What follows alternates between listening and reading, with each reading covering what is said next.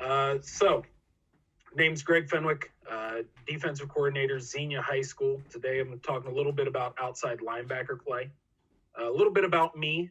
So, I've been coaching for 10 years, started at Northwestern High School as an assistant O-line coach, moved on to Stebbins High School as an O-line coach for Trey Smitherman, did 4 years at Greenon. Under Dave Miller Sr. and Kevin Ferguson, was the O-line, D-line, outside linebacker, quarterback, and offensive coordinator, all at various points. And then for the last 3 years, I have been the defensive coordinator at Xenia High School, coached D-line the first year I was there, and have been the outside linebackers coach for the last 2 years. A little bit about who we are as a defense. We are 3-4 personnel. We are a slant 50 in terms of principles. We are attacking and aggressive. We line up, we move. We don't want you to know necessarily where we're coming from, how we're coming from, and try to disguise that as much as possible. I will say we are lucky enough to have coaches for each position. Jesse Dillon's our D-line coach. Matt Bartley's our inside linebacker coach.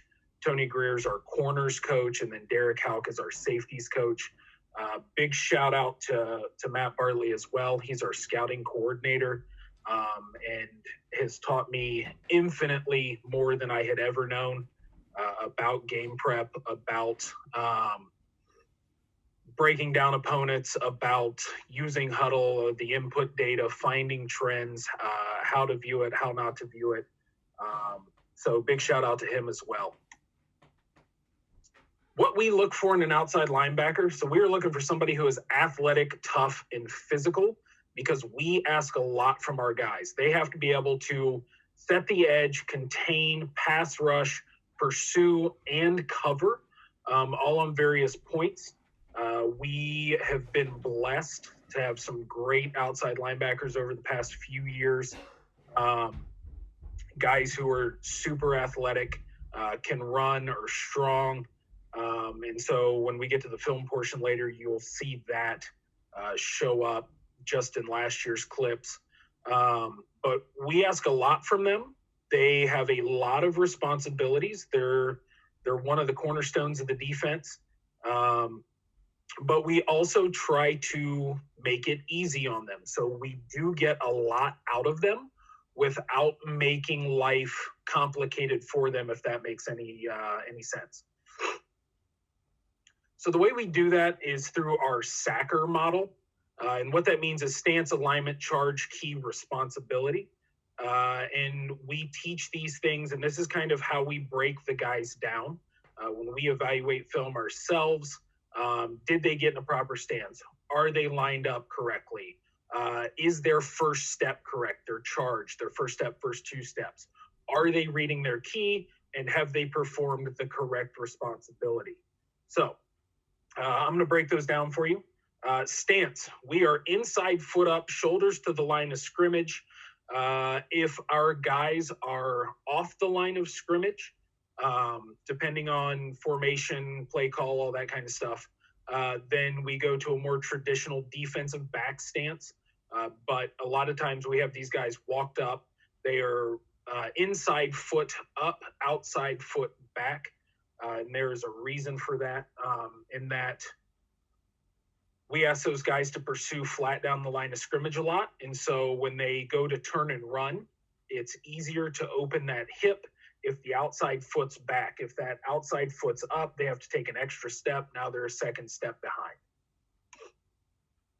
Alignment-wise, we align them in a 9 technique. We just tell them inside foot splits middle of the tight end. And if there isn't a tight end, line up as if there was one. Now, once again, that's all dependent on play call, formation, all that. We will move those guys around. We will move them out in space, let them cover, play some man-to-man. However, most of the time they are up there. We look like a 5-2 a lot, even though we operate under a lot of 3-4 principles. So the charge, first step, varies depending on your play or assignment. A lot of times it is an inside step pushing off of the outside foot, what I call a squeeze technique. So they are stepping into the tight end if he is there, getting hands-on, trying to redirect him, trying to not get him a free release off the line of scrimmage. It could be a crossover run to drop into coverage, and it could be upfield, rolling over that front foot. So you'll see a lot of the D-line coaches talk about rolling starts and practicing guys getting upfield by rolling over that front foot in order to get them into a sprint. And so that's one of the things that we work as well, that quick get off, that quick charge up the field. Their key varies upon the call. Typically the end man on the line of scrimmage, obviously if they're in pass pro or pass coverage, a little bit different there. We tell them to read and attack. We don't want them to read and react. We want them to read and attack. Just a key verbiage switch up that we've kind of implemented over the past couple years, because reacting kind of has that connotation that you let somebody else do something to you first. We try to tell our guys, we know what we want to do. We want the offense to play on our terms. And so we try to read and attack our team. Their responsibility, they are run-first defenders that are typically contain-oriented or edge setters. We will take them out. We will put them in pass coverage. But majority of the time, they are run-first defenders who are there to set that edge and try to force everything kind of back inside. Now, one of the ways I make life easy on those guys is that we have keywords, and so they know when they see a specific type of block, what it is that they are to do. And so I teach them 5 words, and that is base, down, reach, trap, and pass. And for each of those words, when they see that kind of block, they know exactly what it is they're supposed to do. And we practice that so that muscle memory can just kick in. They don't even have to think about it. They're just automatically firing off the ball as soon as they see their key and what he does. So base block. Offensive player engages to drive block our outside linebacker. We are attacking the block. We are not giving ground, and we are keeping the outside arm free. What we end up seeing a lot is teams will try to, let's say, run an outside zone. That guy stays outside. His outside arm's free.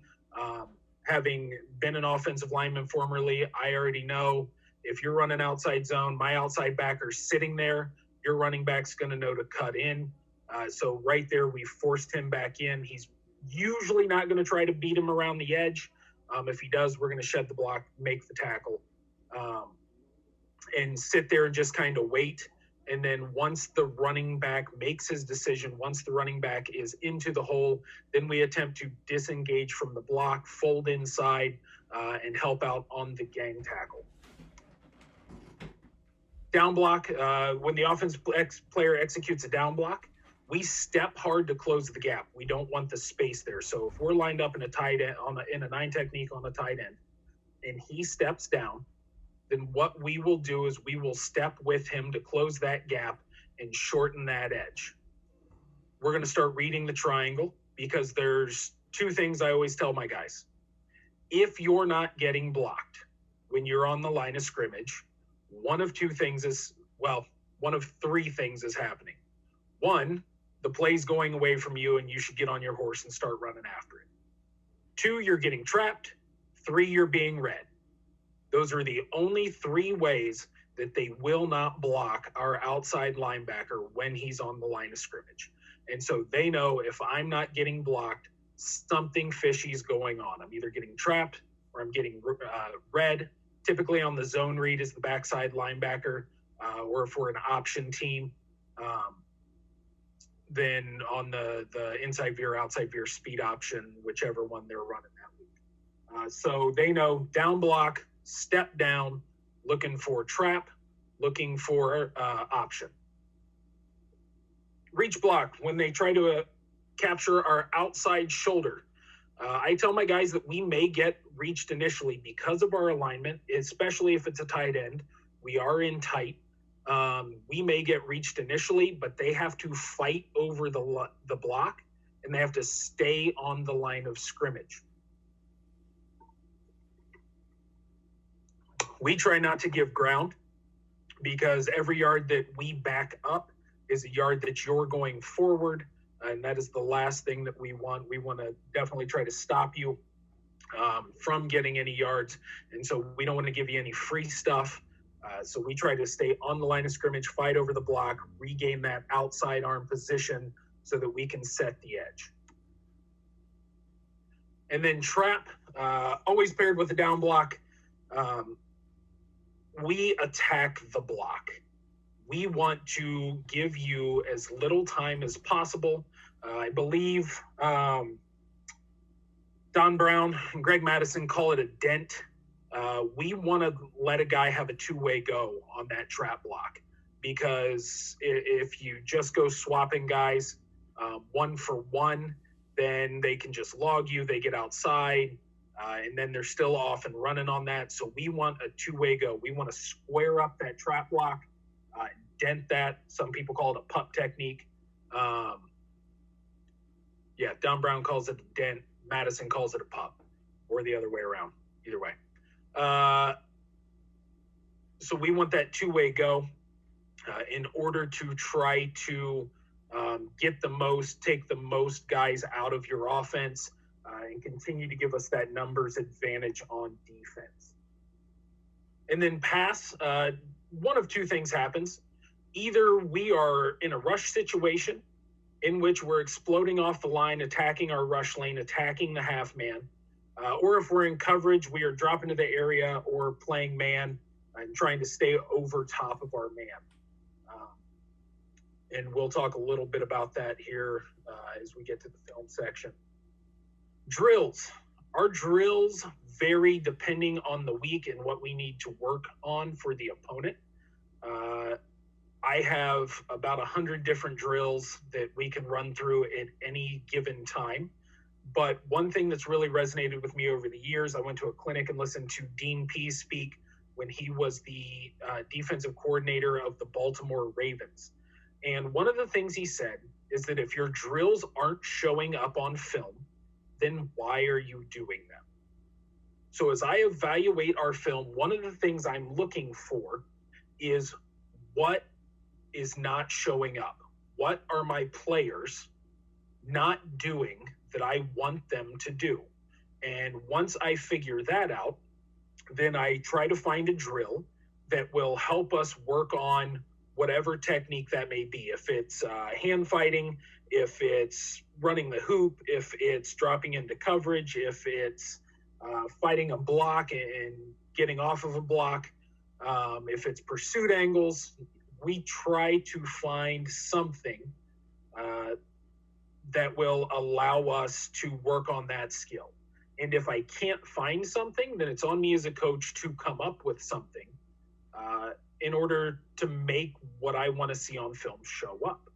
I don't believe in just doing drills for the sake of doing drills. I think if you're doing things just to do them, then you're wasting your own time. You're wasting your players' time, and you're kind of hurting their progression a little bit. You really have to be conscious that what you're working on in practice shows up in film, and that it shows up in the way that you want it to. We do have EDDs. There are things that we do every single day just to ensure that we're working on the basics of our position, and kind of everything we do builds off of those fundamentals. And so our EDDs: step down, feather, turn, and run. So what that means is we basically just get on the sideline. My guys know every day, start of practice, they go to the sideline, and we are practicing the footwork of stepping down while keeping that outside foot back, stepping out while keeping that outside foot back, and being able to turn and run out of all of those positions, getting those hips loosened up. We then move on to hands. We use 3 different moves primarily that we practice every single day: the 3 count, the side swipe, and the lift. If anybody watching this is a fan of Larry Johnson at Ohio State, took these directly from his coaching clinic. They're great moves.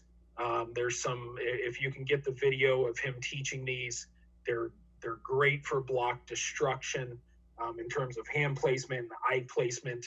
And one of the things that a lot of people don't realize is that the key to block destruction is not always hand placement. It's not always how you fight the block.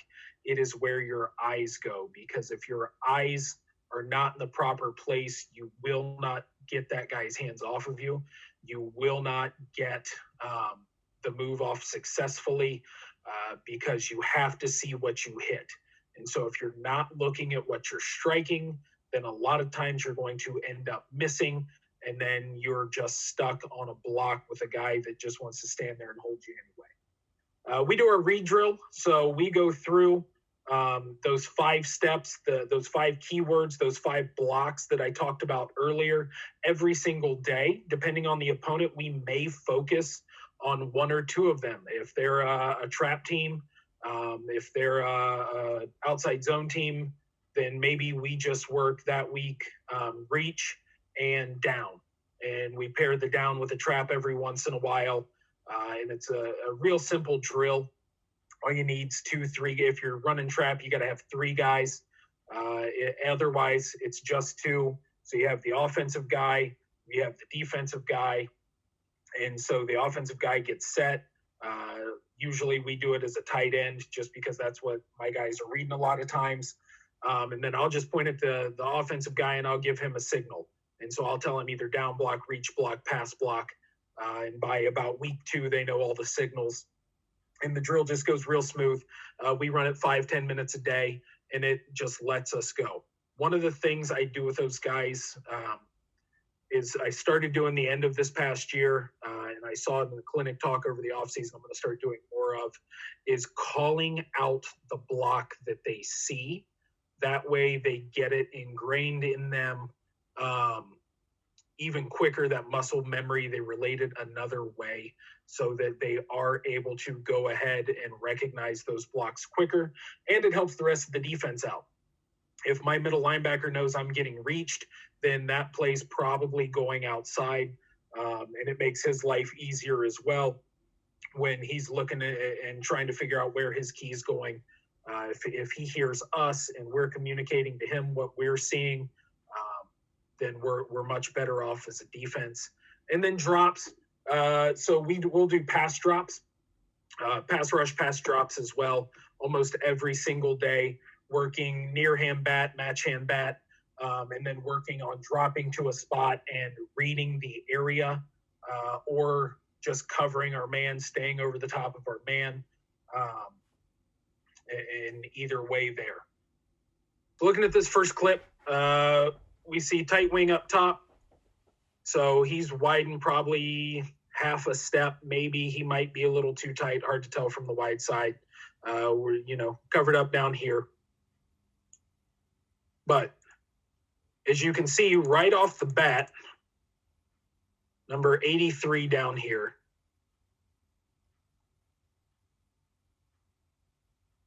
Eyes inside. Play starts. First thing he does is start shuffling down to close that gap. Getting blocked out up here, not great, got to get off the block. But what I want you to watch here is 83's pursuit. One of the things that we preach as a defense is run to the ball. And I know everybody preaches run to the ball, but you have to make it a priority as a defense. So I'll just let this play. And as you can see, he's going to fold over the top. He knows he's cut back counter reverse. So he's going to sit. He's going to wait. Ball's away. He sees ball's away. He starts folding over the top and is sprinting on his horse over there to make a tackle. Ends up, ball comes out. We've got the ball going the other way just because something that could have been a touchdown, he's over the top. He's sprinting after it. Flying there as fast as he can. Okay, next play. We can see they've gone to more of a pro set, lined up. Splitting the tight end here off the backside. We know second and long.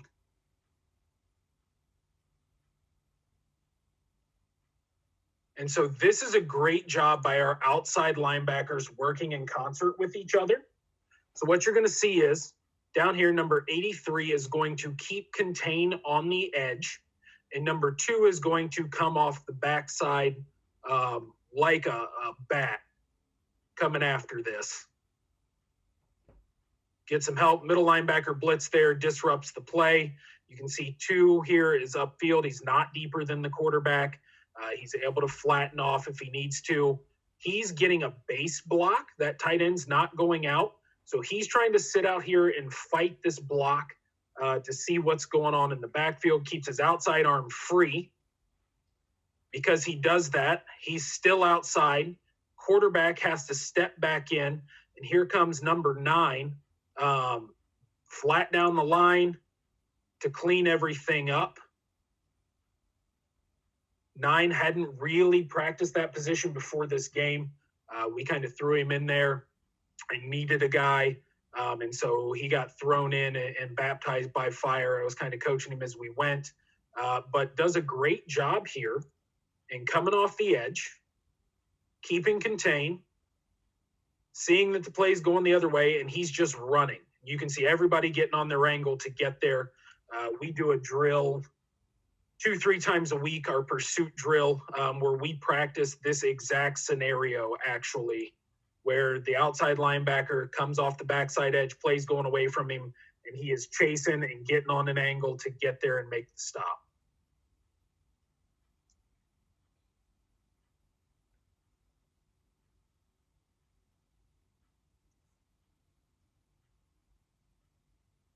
Now they've gone trips. In this case, we've decided not to use the outside linebacker in coverage, to use him in pass rush. We're just kind of manned up out here. But he stops. He's on his rush. He stops. He sees the bubble thrown. He turns and is on his horse on the angle to get out there and make the tackle on the spot pass, which is hard to do.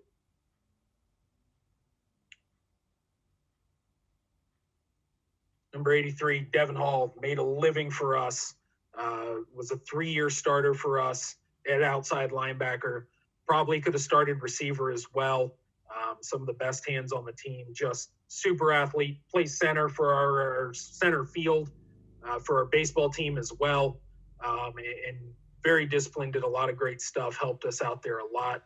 Here we can see we get a tight wing here with the split.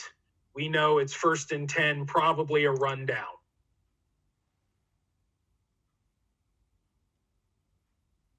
So this is what I was talking about earlier. You can see it really well here.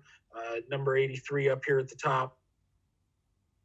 Sorry, that's not a wing. That is a sniffer. So he's eyes on tight end. Tight end steps down. You can see he immediately squeezes, puts hands on the tight end, is looking at the tight end. Nobody blocks him. He sees the running back running the wide zone, the little jet power read there, and is able to get flat down the line, stop that play, no gain. It's exactly what we're looking for.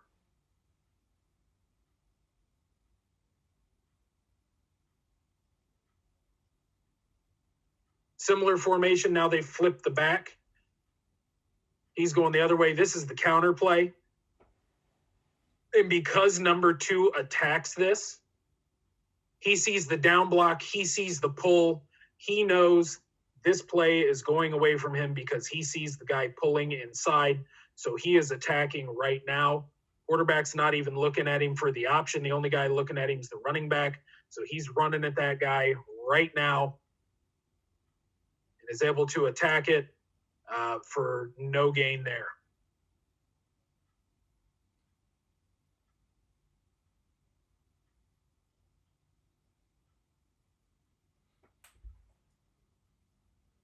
Here we get traditional wing T formation.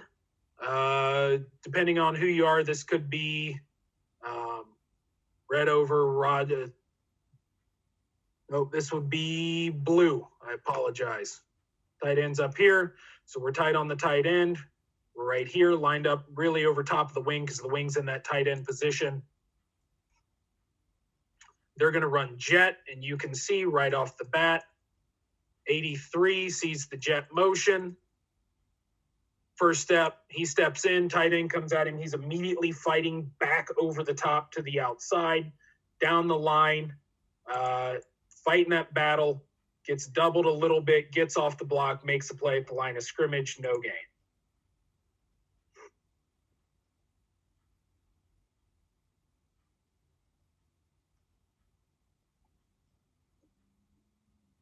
Now, this is a little bit different because this is an inside veer team, split back inside veer. And so we are looking to take what shows up to us. In this case, they try to run the sweep. And this is a really good instance. Watch 83 up here of block destruction. So he comes off there. He's engaged with the tight end, probably a little high. I'd like him to not let the tight end underneath of his chin, but sheds there. So he's extended. He pulls down, sheds the tight end, is fighting outside, fights through and outside of that fullback's block as well. And now he's making the play in the backfield. Once again, 1st and 10. He knows that team, that's probably a run down. And so he's working run right there.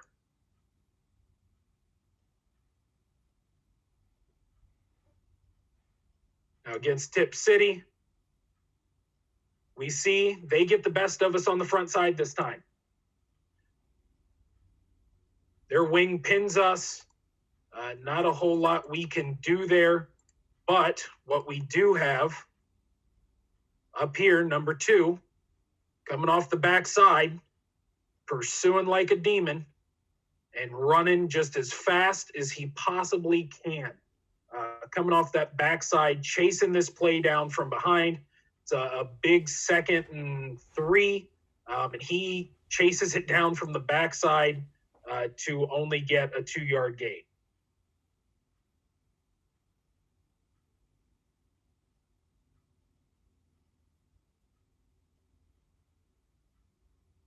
Same kind of deal here. They get us again on this one. I believe this is Troy.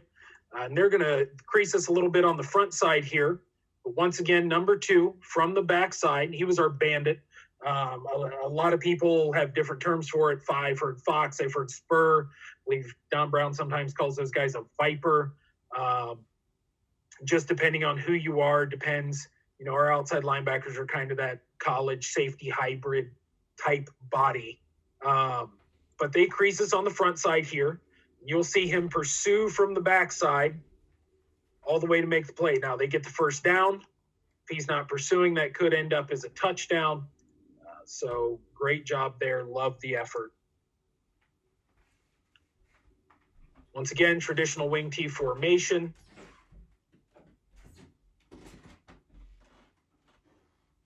And 83 is going to fight over the top and chase this down. Great job here by our corner coming up to set the edge. But as you can see, 83 takes his first step. And he is going to get captured by the wing. Wing's got his outside shoulder right now. He's not in a great position, but he fights over the top. That arm over rip, it's another move will work in terms of block destruction. So he's coming across this guy's face. When you come across a guy's face, you want to go that arm over kind of inside swim move. You see him break the wrist down there, gets over the block, pursues flat down the line, slows him up enough so that the next guy in can make the tackle.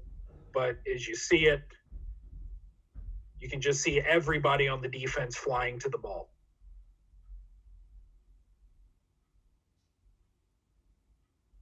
We've got all 11 guys in the picture, and 1, 2, 3, 4, 5, 6, 7, 8, 9, 10 guys within 5 yards of the ball at the tackle.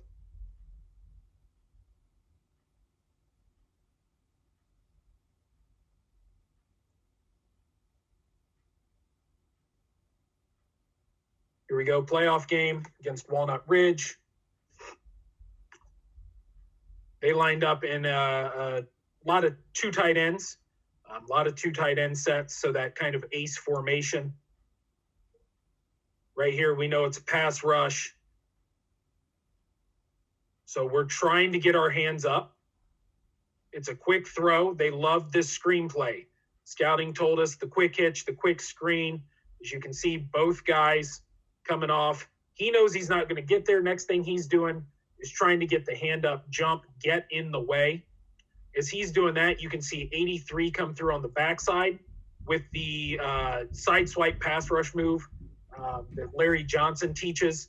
So that guy goes to hit him, and he just kind of takes his hands and knocks them aside, turns his hips so that he's facing right at the quarterback, and he is on a downhill path right now. Number 2 gets his hands up, doesn't get it, and is on his horse in pursuit. You don't have to be the most talented, the most physical defense out there if you are running to the ball. And this is evidence of just getting to where you're going. He's got guys over the top. This guy's going to stop. He knows he's probably going to cut back in. And he's right there to be able to help clean him up. 2nd and 5, we knew it's passing down. First thing they're doing is on their pass rush.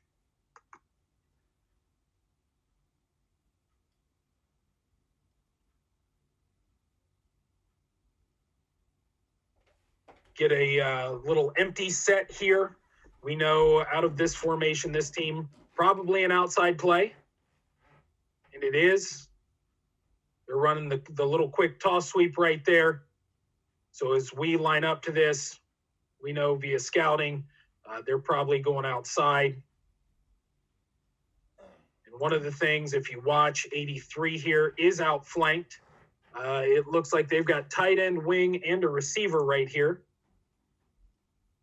He's stepped out over top of that receiver a little bit. The receiver's trying to engage him. Gets tackled almost to the ground and recovers to get in on the tackle. Just an effort play. Just an effort play. Against Walnut Ridge again.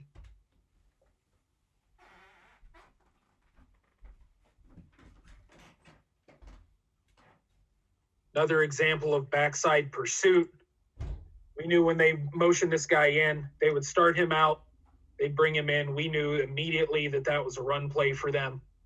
So our guys are calling out run, run, run.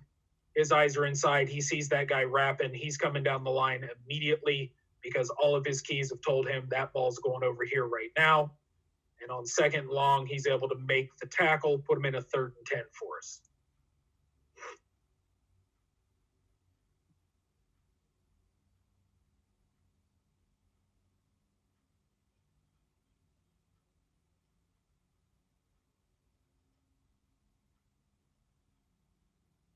Okay. So this is sort of, that was sort of our pursuit section. Wanted to show off our guys really just running because I make them run a ton every day in practice. And not so much the 110s, you know, we try to practice so that we don't have to condition, so that the conditioning is built in so that it is functional, and that if they're practicing hard enough, they don't need to do 100-yard sprints after practice, because there's not a lot of times in a football game when you're running a 100-yard sprint. As we just saw, there's a lot of times in a football game where you're running a 40-yard sprint from the backside to try to get in on a play. And part of that is, you know, everybody wants helmet stickers. So when we get 5 guys to the ball, all 5 of those guys are getting a helmet sticker. So that's one of the things that helps, you know, they run their tails off to try to get those helmet stickers for us a lot of times. So right here, he's charging probably a little too hard upfield. 1st and 10, we know this is probably a rundown. He beats the trap block there. But what I want you to look at over here is number 83 is going to step down. Nobody's blocking him. His eyes are inside. He's looking for the play. Now, because he beats this trap block upfield and actually ends up trapping the trapper. So he's taken out the trap block and still has a two-way go there for us. 83 is able to fold in because he's squeezed down and just make the play right there. A little too much. That kid from Franklin was a really, really good running back. Great downhill runner, great pad level. One of the better ones we saw all year. But because he just squeezes, he closes that gap, he's able to get in on the tackle. If he doesn't close that gap, then it may be a touchdown. Really important here. Piqua, option team. They're coming off the edge. We know they against us, they like outside veer. And so right there, snap of the ball, 83 squeezes, closes the gap, gets in on the tackle for the running back, 2-yard gain.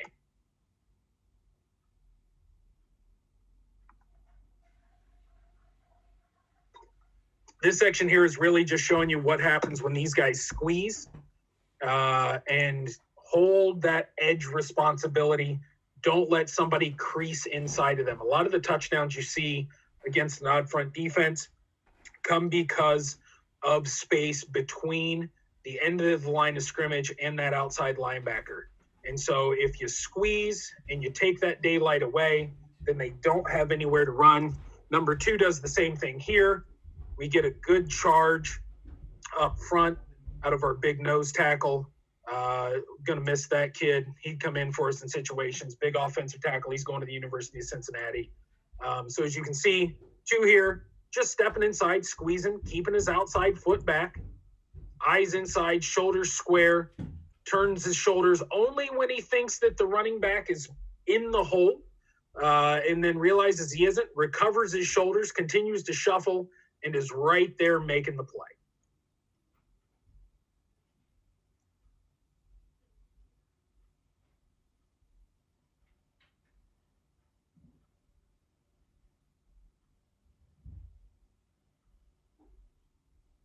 Same thing here, 83, steps down, reads the back.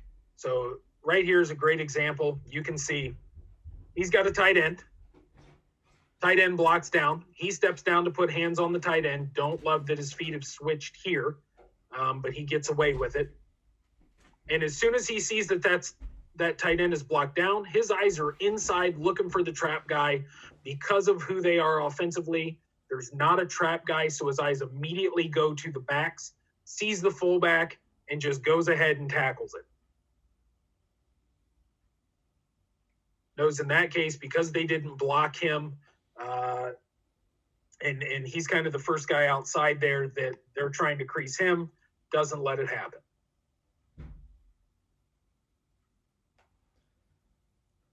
Tip City again, couple of great examples here. So they started faxing a guy back. They started taking that sniffer to account for number 2. He was killing them early in the game, running stuff down from the backside. So they start sort of doing a double trap where they're bringing this guy back, but they're sending a guard that way. So you can see right here, he's taking that on inside shoulder, keeping the outside shoulder free. And out here, the outside linebacker has engaged the tight end, knocked him off his course. Now if you can read the body language, because 83 has disrupted him, he comes through and he doesn't know who to block. He was supposed to go to linebacker. The linebacker's gone, and now he's standing there with his palms out, looking for somebody to touch. As that happens, 83 is going to continue down the line, and he is making the play in the hole because he is unaccounted for.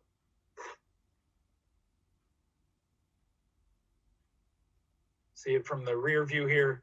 Gets a great shove, folds inside. This guy takes on his trap block, folds inside, makes everybody correct.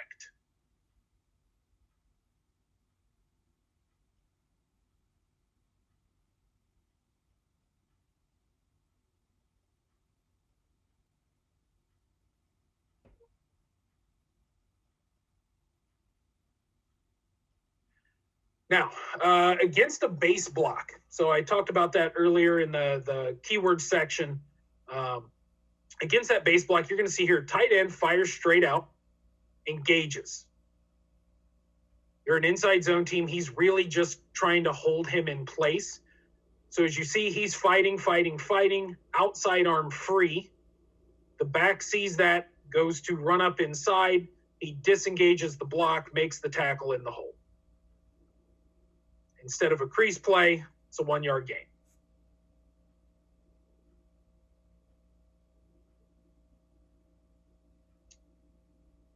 Okay, so this is sort of our pass move, rush move section. Show you what some of these moves look like in action. So right here, number 2 doesn't really need to move. He uses a little bit of an inside arm, but they don't block him. Huge play, beginning of the game, sack, fumble.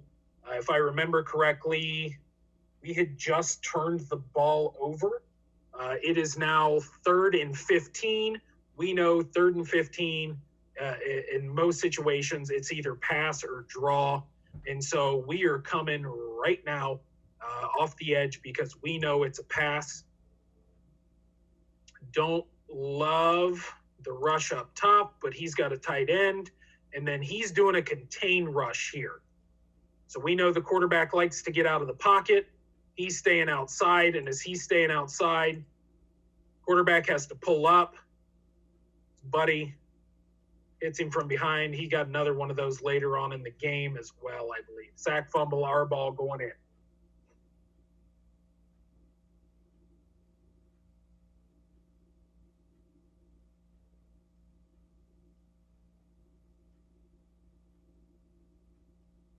So here's another great example of the swipe move. My guys fell in love with it. The 3 count, they didn't use as much, a little bit on base blocks to get off of the blocks, but they loved the side swipe move. Great example of it here. If you watch number 2, once again, pass situation. We can't see the down, but you can tell it is and long. There's the first stick. So it's at least something in 16.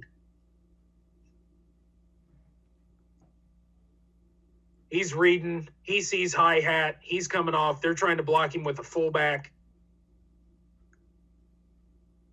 Side swipe. You see both hands there and just dodges the fullback's block, does not let him engage him. And he is on the quarterback right now. Ended up leading the league in sacks this year, I believe. Not, he was close. 10 and a half, I want to say.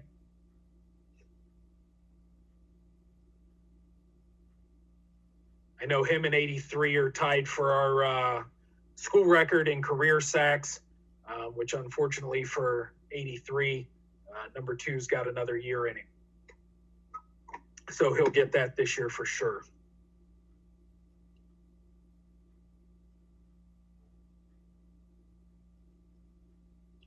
This is a great example, something everybody talks about, and we did quite a lot of this year. I wasn't seeing it on film as much. So we worked our moves as well as running the hoop. Number 2, you can see here, attacking the outside shoulder, attacking the half man, and he is going to use a swipe move. Bam, hands off, dip the shoulder, run into the quarterback. Up here, 83, we're going to get a similar thing. He comes off. That guy blocks down. We know this is a pass situation. Quarterback's rolling out. So he's going to attack, force that quarterback to stay inside the pocket.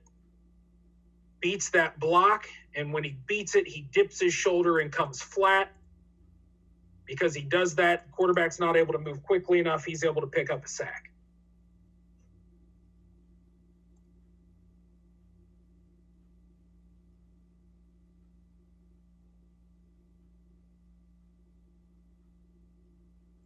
Another great swipe move up here at the top.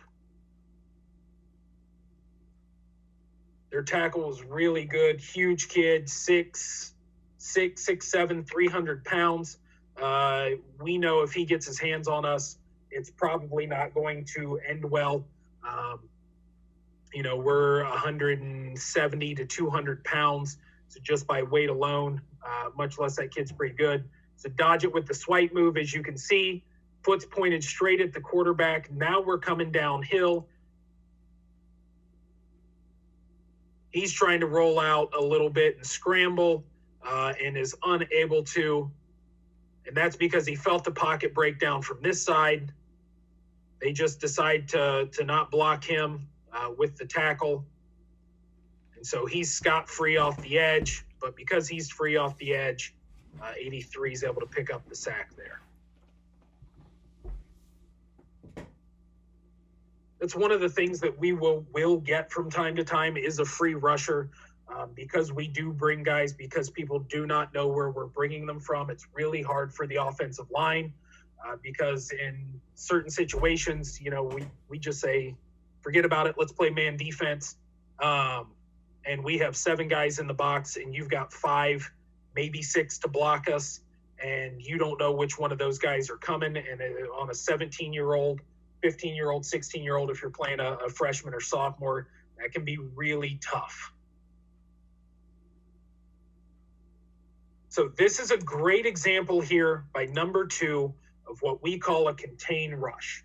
So he knows 2nd and 11, probably a passing situation against these guys. So he's fighting outside. Quarterback sees the pressure coming from the top. He's immediately going to try to bail out. He folds in. Now he's going to come back out and get the sack. Great job using the hands, block destruction, and playing at 100 miles an hour to get himself a sack there.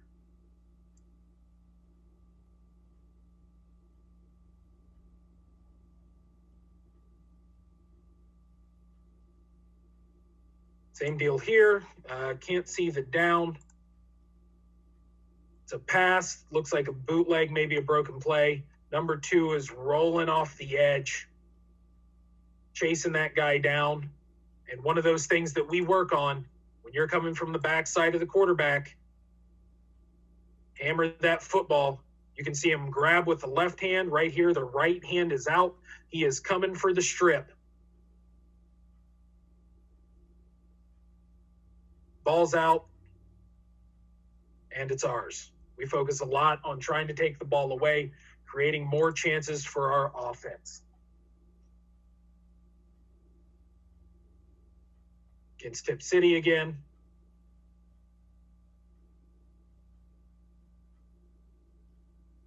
So here's a great example. Number 83 is going to step down. He recognizes pass. He knows he has this running back in pass coverage.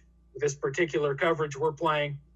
And so he is flat down the line, steps inside, taking the screen pass.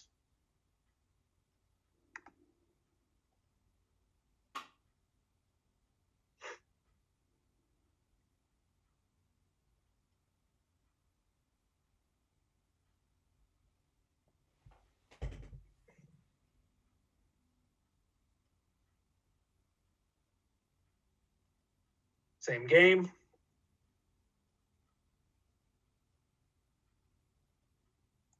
Once again, coming off the edge, you'll see the swipe move.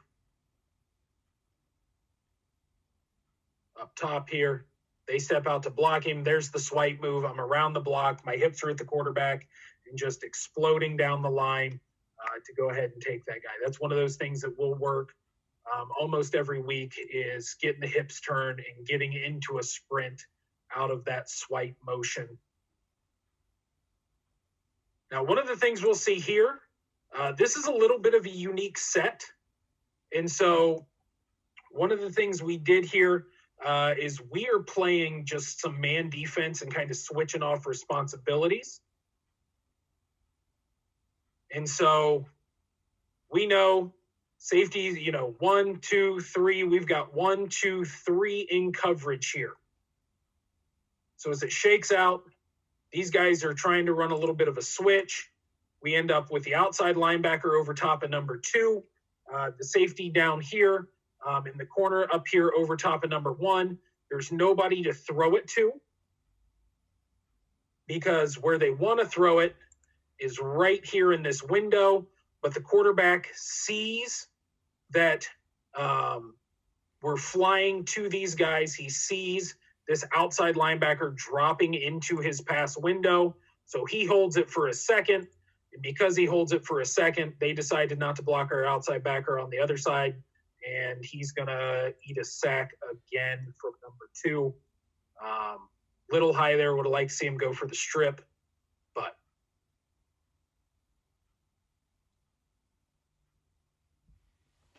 so this is another situation where we've moved the outside linebacker around. He's actually out here now, playing out over top of number 2, manned up in coverage out here.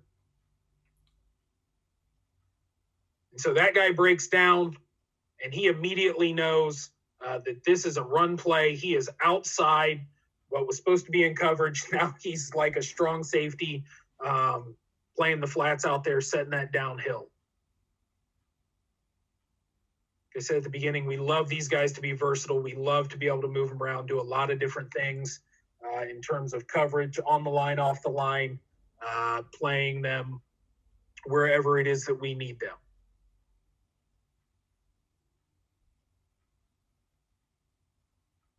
So right here, same thing. You can see he's manned up on this running back underneath. They're going to flip it to him, and he's just right there in coverage. This is what I mean by staying over the top. This is one of those things we work on in our EDDs, in that he is over top of the running back so that if the running back turns up, he is there. We don't want to be in that trail position as the outside linebacker because we don't want to get beat. We want to stay over the top of that guy.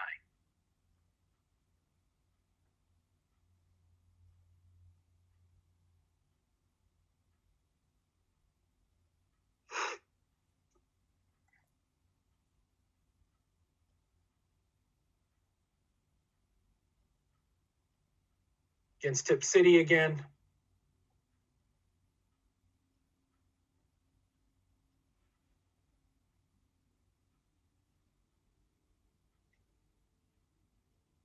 We see that motion. We've got the contain rush going on here. We know this quarterback likes to run. And so we're doing a little bit of a contain here. It's 3rd down, right in that gray area. Is it a run? Is it a pass? 3rd and 4. Could be either here. So we're reading our keys. That's high hat, making sure the quarterback doesn't get outside of us. You can see the same thing down here. Quarterback lets it go. Ball's tipped because we're doing what we were supposed to do. This is number 9 again. He's wearing 12 here. We have the special Army Reserve jerseys in this game. And so he's got a pick, and he is off to the races in the other direction, ends up getting caught. But just because he was playing that contained rush, eyes where they were supposed to be, he ends up with an interception.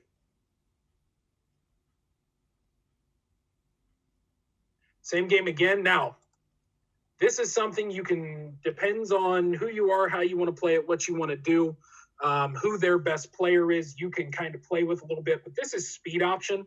To be honest, we didn't see a whole lot of speed option this year just because of how athletic our outside linebackers were. They attempt to run it on us here. We knew that their quarterback was a pretty good runner, and so we're going to take him out of the equation right away. I think this is the last time they ran speed option. Snap of the ball, downhill, and doing work there with number 2. Everybody else rallying to the ball. You can see the angles guys are on here as they rally to the ball. Downhill, everybody else folding back over the top. You can see 83's back here, 20 yards downfield, in a position to save a touchdown if he needs to.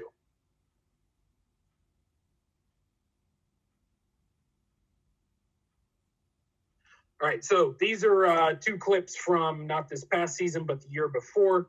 Looking at one of my favorite guys I've ever coached here, John Zell Gray. This is against Beaver Creek, and they are going to try to run a little rocket sweep here. So they've brought the wide receiver in, and the wide receiver is probably going to try to crack him here. We know that by their alignment. You can tell by the way he's standing there. So the wide receiver tries to pin him. He's engaging, gets reached almost instantly because he does step inside, fights over the top. They've got 1, 2, 3 guys here on the edge. We may get outflanked. He sheds the block, engages the offensive tackle, and goes ahead and runs him down the field and dumps him. John Zell was a great kid, strong as an ox, did a whole lot for us, made our defense really good that year. Our middle linebacker there just as well. He's chasing us down from inside. He's playing at Wittenberg now. Nick Willis did a great job for us that year, inside out. Mike linebacker stopping the rocket sweep is not something that should happen behind the line of scrimmage. And then this is another great one just on engaging the block, keeping the outside arm free. Right here, number 2, John Zell. Actually, our number 2 this year, Zach Gaither, took that number because of the way John Zell had played. He wanted to kind of carry that on. So right now for us, number 2 is kind of an outside linebacker number, which is pretty cool. So he's going to get reach blocked. They're moving to reach him. He's fighting the reach block here. We tell our guys, don't get beat off the line. Don't get pushed backwards. So he's actually fighting against this guy, ends up getting him on his heels. Puts him into the feet of the running back there. I don't teach that. I don't know that you can teach that. It just takes a pretty special kid to pull something like that off. But one of my favorite plays, makes the tackle on the running back as well after he does it. So that's all I have as far as film goes. If anybody would ever like to talk outside linebacker play, would love to talk with anybody, share drills, tips, whatever. Feel free to get a hold of me. My email is gregoryfenn@gmail.com. You can find me on Twitter @coach_Fenwick, where I'm probably talking about either pro wrestling or high school football, one of the two. But you can reach me through either of those anytime.